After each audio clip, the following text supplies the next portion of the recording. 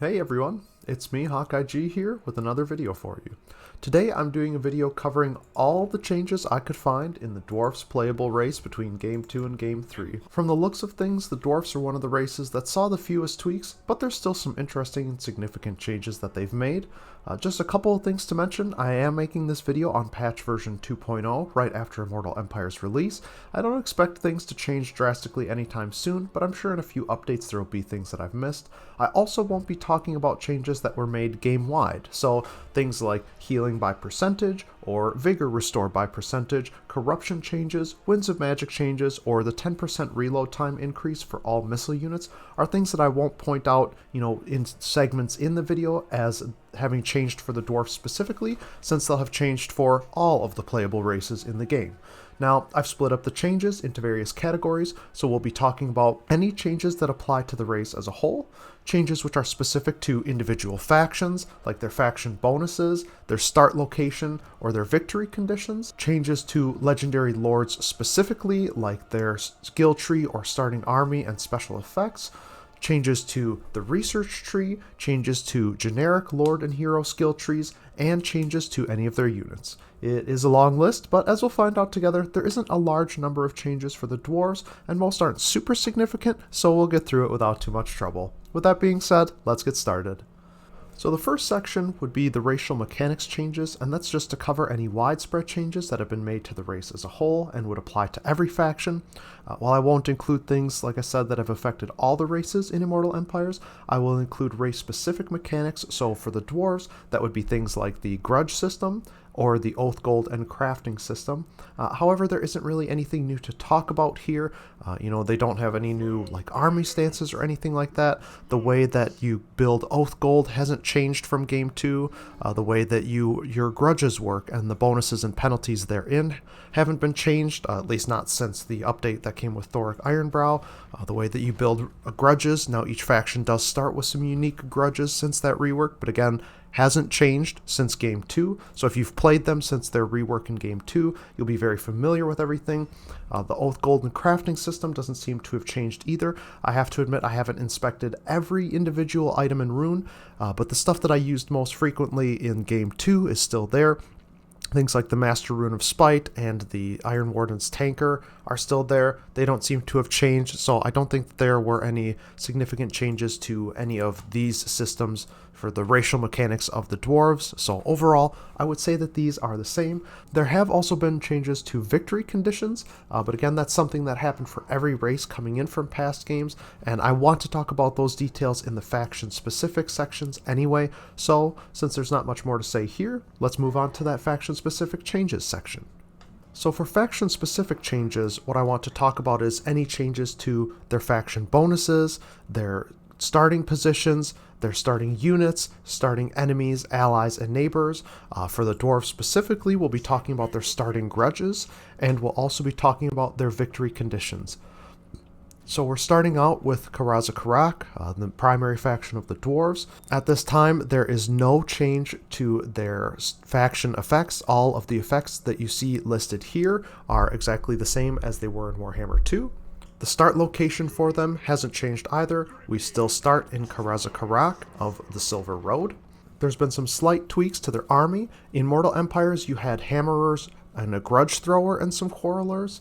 Now in Immortal Empires, you have hammerers, a gyro bomber, some longbeards, and quarrelers. So I think we got an extra quarreler in here. We keep the hammerers, we gained the longbeards, we traded the grudge thrower for the gyro bomber. So actually kind of a decent high tier unit here. And we also get these dwarf warriors with great weapons.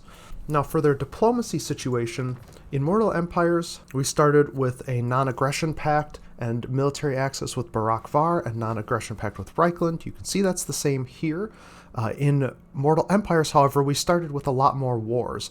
We started at war with the Bloody Spears, the Red Fangs, the Bloody Hands, and Scabby Eye.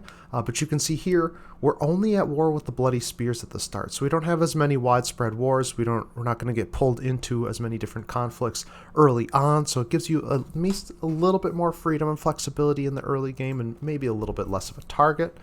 Now in Game 2, like I mentioned, we did get a rework of the grudge system. Each faction started with their own unique grudges. In Immortal Empires, you had to occupy Black Crag and Karak as Gaul, and you can see that those two grudges haven't changed here. It's these two on the right. We also had to get 5 wins against Grimgor's Ardboys and 5 wins against Clan Eshin. Now those of course have changed, probably primarily because both of those factions have moved. So instead we need to get 5 wins with Crooked Moon, who are now located directly next to us, and then Clan Moors, who are still going to start down here in the south. So those are some slight tweaks to their grudges. I also mentioned that victory conditions have changed.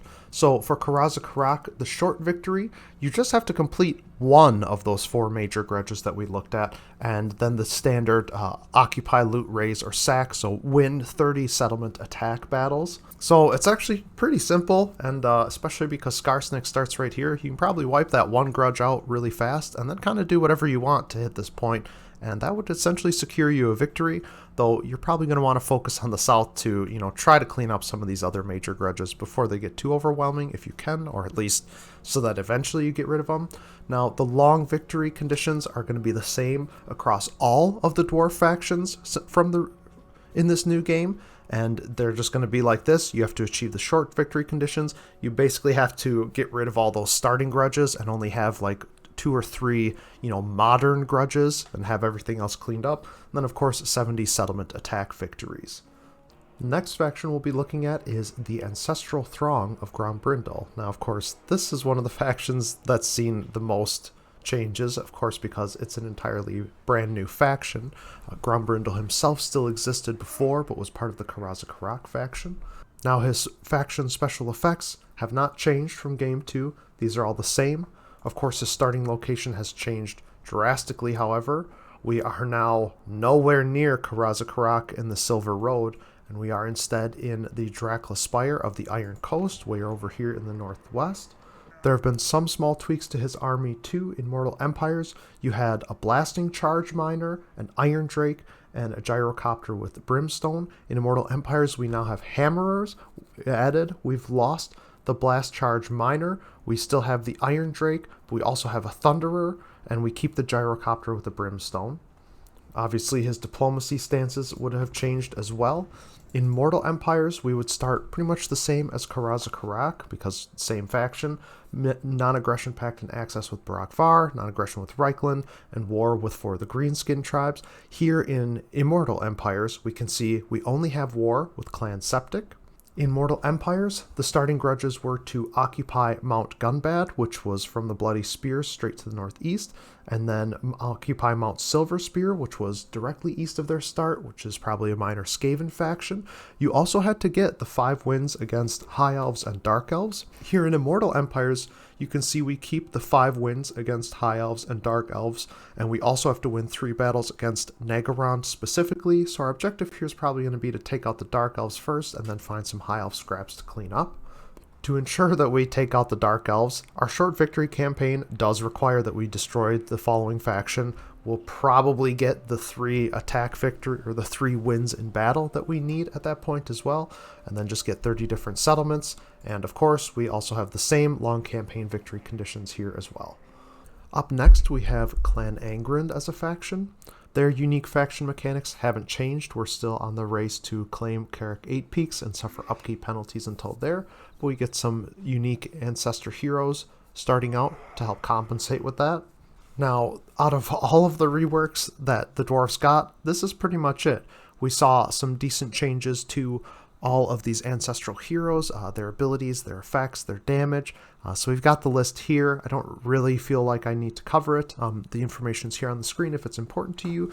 We've seen just increases to armor-piercing damage, an increase in hit points, reduction in physical resistance, contact effect of frostbites, and removing of base weapon damage. Pretty much in line with other ethereal unit reworks. I just said I won't comment on it, but I just did. But there you have it. Those are the big changes here. Besides that, we don't actually see any changes to their unique faction mechanics in Immortal Empires.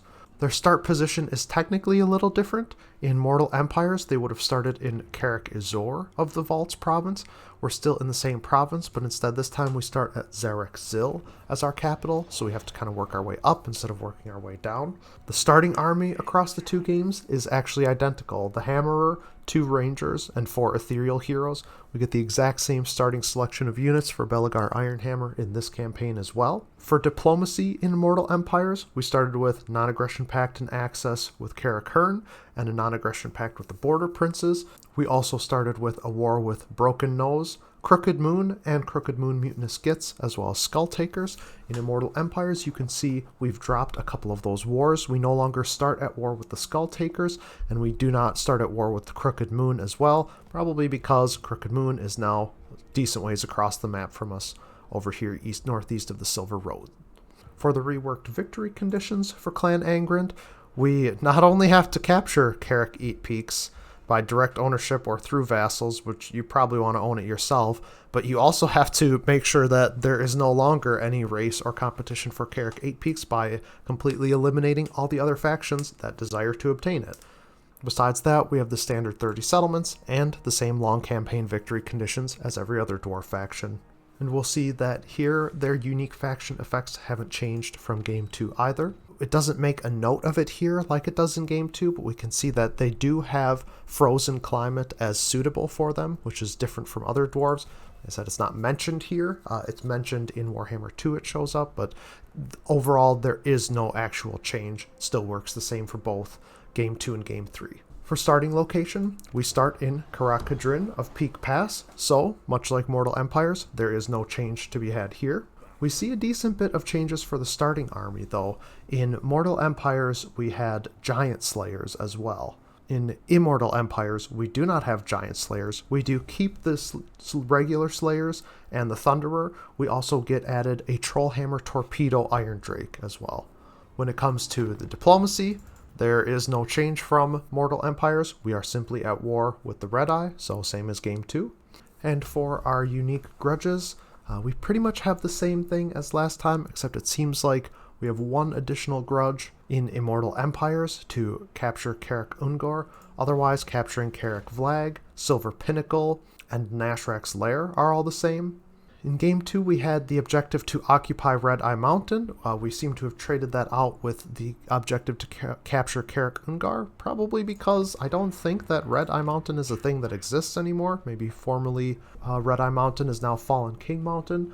And we also do have that other grudge of winning 3 battles against Zufbar, which that did not exist in Mortal Empires either. So we do see some changes to the grudges that you have to get as Karak Kadrin. As for our victory conditions, they're a little bit interesting and unexpected. You have to construct the Great Slayer Shrine of Karak Kadrin. So you can see we've got this building right now. That means we need to get tier 5 on our main settlement and get this unique building all the way up to tier 5. We also need to reach rank 25 with our Legendary Lord, and then the standard 30 settlement attack victories objective. So this is kind of a unique one. Unlike the others, you know, technically you could never leave your first province or never obtain any more holdings beyond your very first settlement, and you could win. That's not the route that I would advise going, of course, but it just means that this is another campaign with a good deal of flexibility. You don't have to complete any grudges until you want to go for the long victory. You're obviously going to need to get your grudge severity down by that point in time, but just for starting out here, all you need is to make use of your Legendary Lord and upgrade the unique landmark building that you'd probably be investing into anyway. The last faction we have to look at then is Ironbrow's Expedition. Once again, we see no change to the faction effects between Mortal Empires and Immortal Empires. We still have the same bonuses here, and just like with Karak Kadrin, although it isn't explicitly stated in your unique faction effects, we do indeed have suitable climate jungle. Here we can see unpleasant frozen, just so you understand the difference between Karak Kadrin and other factions, but we get added jungle into their suitable climate. We also start in Karak Zorn of the Southlands World Edge Mountains which is technically the same location as it was in Mortal Empires, but of course in Immortal Empires we're playing on a pretty different map with some different locations of other factions, so while the settlement capital and province are technically the same, it's still going to be a little bit different of a start in this campaign than it was in the previous game. When it comes to his starting army, we actually have no change. The Ironbreakers, Great Weapon Longbeards, and Grudge Thrower are all units that he started with in Mortal Empires as well. As for diplomatic effects, we are missing the non-aggression pact with Karak Azul in Immortal Empires. We started with the non-aggression pact in Mortal Empires, but we do still maintain the war with the Arachnos faction. Now, again, much like Mortal Empires, we don't start with any war or occupation grudges. Instead, we start with a set of 8 grudges all centered around reclaiming these specific artifacts and trying to get them captured. Now, I want to say in Mortal Empires, it was a little bit easier to see these things on the map. Here, we have to kind of just eyeball it and find the locations. We can, of course, click on the artifact vault, select an artifact, and it will take us to the location where that artifact is hidden. But I do feel like it's a little bit harder to kind of seek these out without, having to go through a couple of menus. But maybe that's something they'll update in time. As for the victory conditions, our short campaign is to actually reforge 5 of these artifacts from the forge and then the standard 30 settlement attack. Now 5 doesn't sound like that many, but keep in mind that out of these 8, there's 2 separate pieces in 2 separate locations for every single one of these. So you're going to want to take a look at which parts are going to be closest, which ones are going to be feasible for you to get. You can see it really expects us to go north, but for a short campaign, this is not looking like it's going to be a very short campaign to achieve victory in. Again, forging 5 of these artifacts, that means you need to capture 10 of these highlighted locations in total. So it's going to be quite the journey if you are looking to achieve that. I think it's going to be pretty complicated. Again, the long campaign victory is going to be the same. So out of all of them, this is going to be one of the more challenging short campaign victories out of all the ones that we've looked at here. But that is the last faction that we have to look at. So we've covered all of the differences that the factions themselves have between Game 2 Mortal Empires and Game 3 Immortal Empires. If you're enjoying the video so far, don't forget to like and subscribe so you can stay tuned for future content, and feel free to let me know in the comments section if you have any questions so far or what you'd like to see next from me.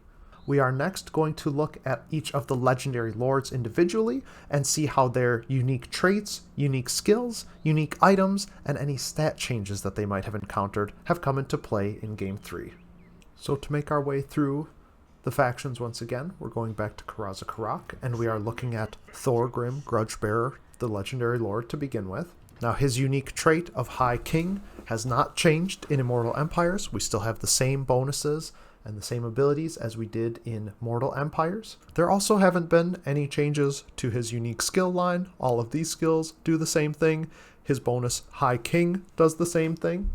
He still has the same quest items, and none of the stats on these seem to have changed from Game 2 to Game 3.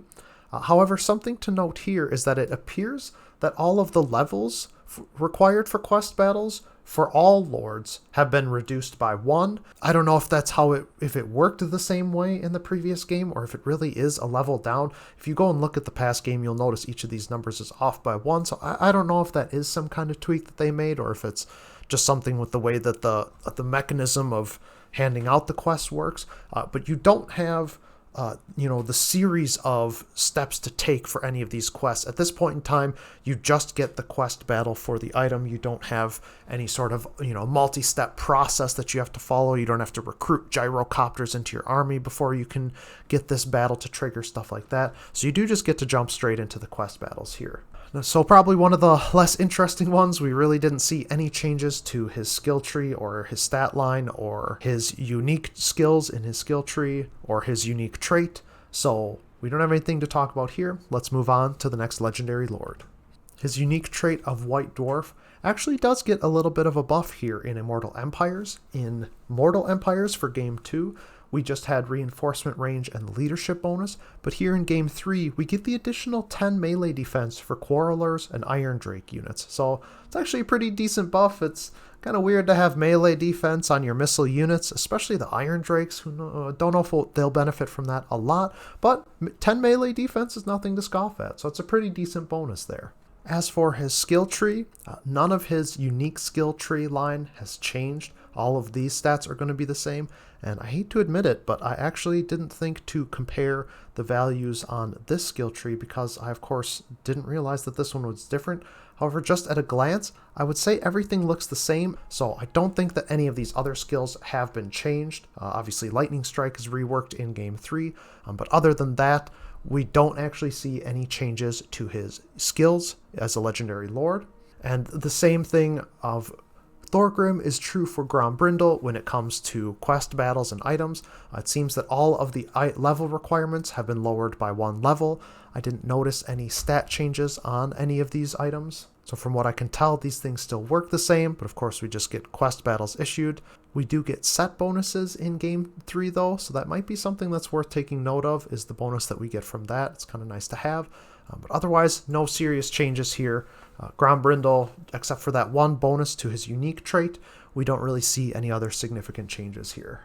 For Belegar Ironhammer, legendary lord for Clan Angrund, he has the True King of 8 Peaks unique trait, and this has not experienced any changes in Immortal Empires, though I would say that the one thing we might consider a change, and again this seems to be a global change, we'll talk about it again in the Lord and Hero sections, the effect range is 35 meters here in Immortal Empires. In Game 2 Mortal Empires, the range was 40 meters, but we'll see that any Lord or Hero that has an AoE, like area of effect, boost to allied units or enemy or debuff to enemy units is going to have its range reduced from 40 to 35, so that's kind of a universal change. As for his unique skills, we finally have some changes to talk about here. Rally the Holds actually gets a huge nerf. In Mortal Empires, it was plus 40 diplomatic relations with dwarfs, but here we can see in Game 3, it's only plus 5 relations with dwarfs, so that's going to be a bit of a challenge to overcome that.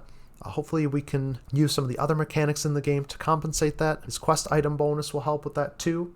We also see a nerf to Oaths of Reclamation, which gave 8 leadership to the army in foreign territory in Mortal Empires. Now in Game 3 Immortal Empires, we only get plus 3 leadership in enemy territory. Like I talked about with the range debuff to area of effect, buff enemy debuffs, ally buffs, we also see a loss of 5 meters effect range on this Shattering Aura ability. And in Game 2, we had a skill called Orc's Bane. Here in Game 3, it's now called Bane of Destruction, presumably because this is going to incorporate bonus versus infantry fighting Skaven and bonus versus large when fighting against ogres. Obviously, ogres didn't exist as a faction to fight against in Game 2, so they had kind of reworked and created a new skill here. We again have, the same effect for the quest items. The level requirement is reduced by 1. Doesn't seem that the stats for these have been changed. And our set bonus is kind of nice, but this doesn't give us any diplomacy bonus. So we're going to have to kind of use other means to get good diplomatic relations with dwarves. Of course, we have some research available to us for that, but this is kind of a pretty big nerf to his stats here. This one skill being nerfed and a minor nerf on Oaths of Reclamation. But otherwise, we don't see any additional changes, so that's all there is to say for Belegar. Now we're looking at Ungrim Ironfist of the Karak Kadrin faction, his unique trait being Slayer King. This has not changed in Immortal Empires. We still have the same stats and bonuses for it from Game 2. Looking at his skill tree and his unique skill lines, not much has changed here either. We have Death Blow into one of the upgraded options. We have Weapon Strength fighting against certain enemies here, and you can see these haven't changed either. We do have a slight nerf to Doomseekers here, much in line with other, casualty replenishment effect nerfs. In Game 2 Mortal Empires, it would be 30% casualty replenishment rate for Ungrim and Slayer units in the army. In Game 3 here, we can see it's only a 15% bonus to casualty replenishment rate. Still quite strong. 15% is nothing to scoff at, but also a loss of 15% is quite large. He then has his Slayer, Slayer King, Dragon Slayer, Demon Slayer traits. These are all going to be the same as well. Of course, Demon Slayer is going to have the added bonus of demons, because those didn't exist in Game 2, but other than that, we don't see any significant changes here. And the same story is true as for all the others, with the quest items, quest battles being one level lower. Items don't seem to have changed stats, but we do now get a set bonus, and you can see that here on the screen at this time, so that's kind of a nice little change. But that's all there is for Ungrim Ironfist. Our last legendary lord to look at is Thorek Ironbrow. His unique trait, the old ways are best, hasn't changed in Game 3, same stats as it had in Game 2. He also gets some bonus ancillaries right off the bat. Now, of course, these also haven't changed from Game 2, same stats, same bonuses. His unique skill line of Fiery Temper into all these other bonuses, runic production lines, and his unique mount, kind of unique Runelord mount with the unique bonuses. These are all the same in Game 3 as they were in Game 2. Now, one notable difference for Thorek Ironbrow is that his quest battle items, or his unique items, are actually much higher level requirements. Karaz-a-Karak was a level 5 item, and Thorek's rune armor was a level 3 item. So you can see these have been brought more in line with what we've seen from the other quest items, the unique items for the character. So the levels have been changed pretty significantly, scaled up quite a bit, but in terms of stat changes, we didn't see any. And again, we of course have a unique set bonus for this set of gear. It's actually kind of interesting to note because this says 50% oath gold cost reduction for crafting runes from the set bonus, but we also have that as a faction bonus here. Now, I haven't played an Ironbrow's Expedition campaign yet. Sadly, it's probably going to be the last one I get around to, but it could be interesting to find out if that stacking a bonus would mean that crafting runes becomes free once you get both of his unique items. Definitely something worth keeping in mind. So that covers each of the changes to the legendary lords themselves, which means that the next thing for us to look at is the changes to research. Here I'll be comparing any changes in the research tree between Game 2 into Game 3, and this is going to be a really short section because the only thing that actually has any changes is the storage vaults, with the various reworks to siege and settlement battles, and mainly the fact that besieging a settlement immediately causes them to start taking attrition. Coupled with that, they seem to have removed siege holdout time bonuses from pretty much all races. At least everything I looked at for the Dwarves has been removed as a bonus. So right here, storage vaults, this is the only change to their entire research tree. It originally gave +2 siege holdout time in addition to the 10 leadership when under siege.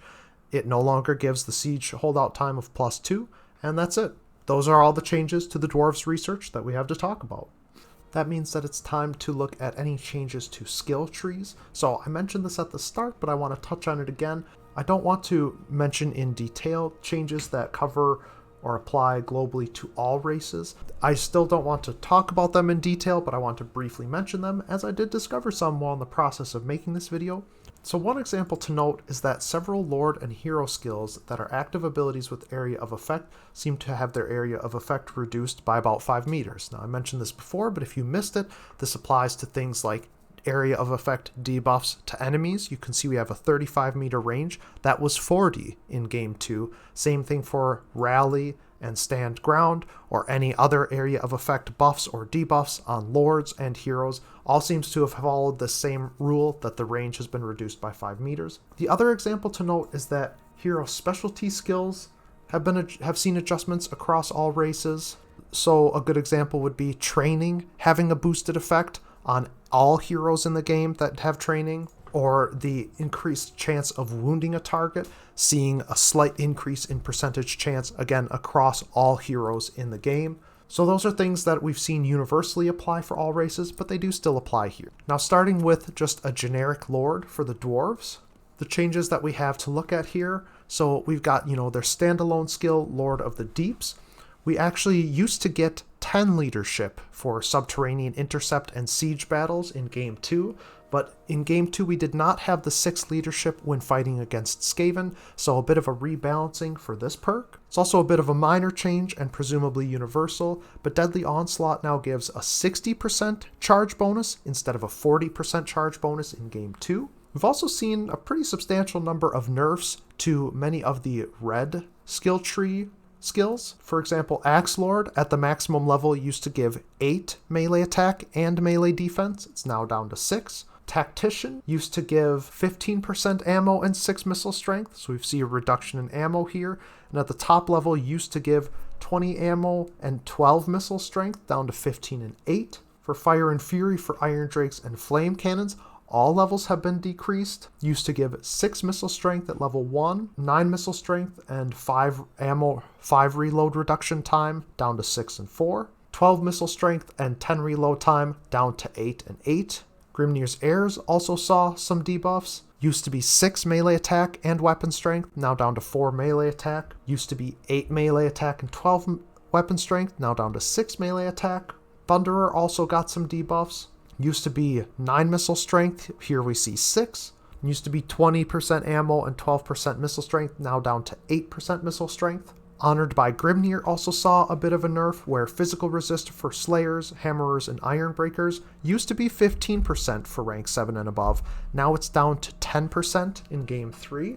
Route Marcher appears to have received a global nerf, presumably for all races. It used to be a 10% campaign movement range bonus. I'm pretty sure universally in Game 3 it's now 5% campaign movement range bonus. Wallbreaker got a change or maybe a buff. It's hard to tell exactly how this is meant to work, but so we see enemy armies in local region suffer 5% when under siege. To me, what that means is any army who's in that region, like that settlement's area of control, not area of control, but any part of the campaign map that's defined as being part of that settlement. So like Miragliano, right? If they were here or over here or over here or over here, that's all part of the local region. And presumably when we're besieging the settlement, that means that those armies would receive an additional 5% attrition. I don't really think you're going to see that apply too frequently, but of course that would still apply to the enemies inside the settlement, so we get a little additional attrition there. That did not exist. Previously, it was a reduction to siege holdout time. So now the armies themselves, separate from the garrisons, are actually going to receive a little bit extra attrition from this skill. So like I said, I don't know if you'd call that a change or a buff, but that is something to note. We saw a big boost to Reassuring Presence, with the prevalence of attrition being and corruption being much more widespread in Game 3. In Game 2, we had a 3, 8, and 15% reduction. Now here in Game 3, we get 10, 20, 30% attrition reduction. So this is a much stronger skill. Of course, the trade-off is we got a big nerf to Inspirational Leader, where again in Game 2 we had 3, 8, and 15% casualty replenishment bonuses. We're now down to 2, 4, and 6%. So big boost to this, big sad for this. The last thing to note is Inquiring Mind also got a really significant boost. It used to only give a research rate of 10%. It now additionally gives upkeep reduction, hero self-defense. It says hero self-defense. I kind of assume that means for the Lord character, not for heroes in the army. It also reduces enemy hero action success chance in addition to increasing their chance of getting wounded, and gives you +1 recruit rank. So this got a big buff. Attrition got a big buff. Casualty replenishment got a bit of a nerf. And the Wallbreaker, kind of a change, kind of a buff, depends on how you look at it. Now we already kind of glanced at the Runelord, so I don't really need to go over it too much, but it received all the same changes as the standard Lord type. So a bunch of minor nerfs to the majority of the red skill trees skills, a couple of different buffs and changes and a debuff to some of our blue skill tree skills, and then like I mentioned, the 5-meter reduction on their AoE abilities. As for heroes, with the exception of some of the global changes that I mentioned, the Thane is going to have the exact same stats, the exact same stat breakdowns and bonuses on all of their skills. Same thing is true for the Runesmith, barring the global bonus to things like wound percent chance.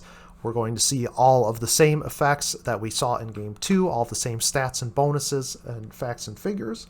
And of course, with the Master Engineer, the same thing is true, except for global bonuses or global changes and alterations that have been made, like area of effect reductions or wound increase. All of the values and stats for all of these skills are going to remain the same from Game 2 to Game 3.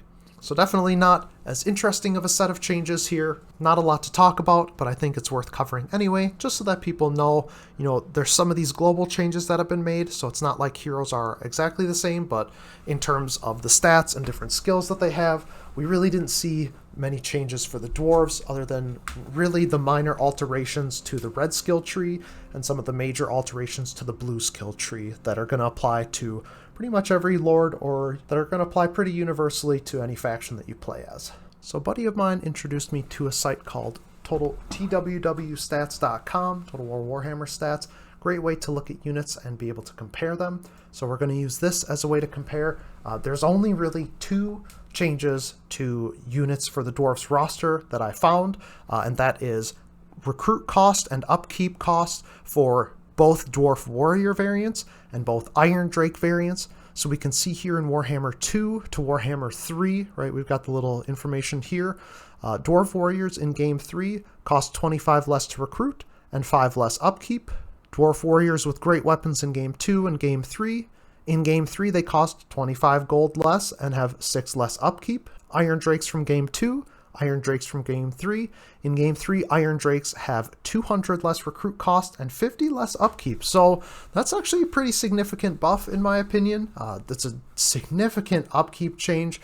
I think that Iron Drakes are a hard unit to use, but it's still worth being aware of. Like 5 upkeep, pretty small difference. 50 upkeep, big difference. They do, however, lose 30 fire resistance. I'm not really sure what the explanation is for that, but just something to be aware of. If they shoot themselves, they're going to take more damage than they used to. So just a little note there. And then the Iron Drakes with Trollhammer torpedoes, again, same thing. 200 less to recruit, 50 less upkeep cost, and they also get the fire resistance loss as well. That is really it. Those are the only changes that I found after comparing each unit side by side from Game 2 to Game 3. So again, not a lot to talk about there. Now with that being said, that covers everything I wanted to for this video. I looked for changes to their overall racial mechanics. I've talked about changes to individual factions as well as their legendary lords, and we reviewed the tech trees, skill trees, and unit stats. Like I said at the beginning, they really didn't see any changes that are too crazy or unique. We did get some new experiences just from the other factions that have moved around. Skarsnik being right next to us, is Karaz-a-Karak and Grimgor having moved away, Grombrindal being flung to the far side of the earth, right? And so even dwarf factions that didn't move themselves have still seen a bit of changes in the flow of their campaign just from other factions that have been moved or added into the game. But besides that, many things are as we might expect them to be, or are pretty close to that, aside from the red skill tree and blue skill tree changes that we looked at, some minor nerfs for the red tree. Lords and heroes are pretty much all the same. Most of our faction effects are the same, with some exceptions to legendary lord unique skills and maybe a couple of altered faction effects. I hope that you enjoyed this video and found it informative, and that you can use some of this information in your own campaigns. Now, if you think that there's anything that I missed, I tried to make this guide as comprehensive as possible. We did talk about the grudge changes, but if there's anything that you think that I missed, please let me know in the comments section below. Otherwise, if you have questions of your own, you want me to go into more detail on some of the changes I talked about or how I think they might affect campaigns, please feel free to ask those questions in the comments section below. I look forward to hearing your responses. I've been working on some dwarf campaigns of my own. As you can see here, we're going to probably want to rerun this one on a higher difficulty for some credibility, but I am of course very excited to share my findings of what works and what doesn't, share my experiences with you in all of the other guides for the rest of this race. If you did enjoy the video, please consider leaving a like on the video and subscribing to the channel. I'm working on making more guides and more informational videos for Total War Warhammer 3, and especially now that Immortal Empires is out, I'm going to be trying to make a lot more content. So as always, thanks for watching, have a great day, and we'll see you on the next one.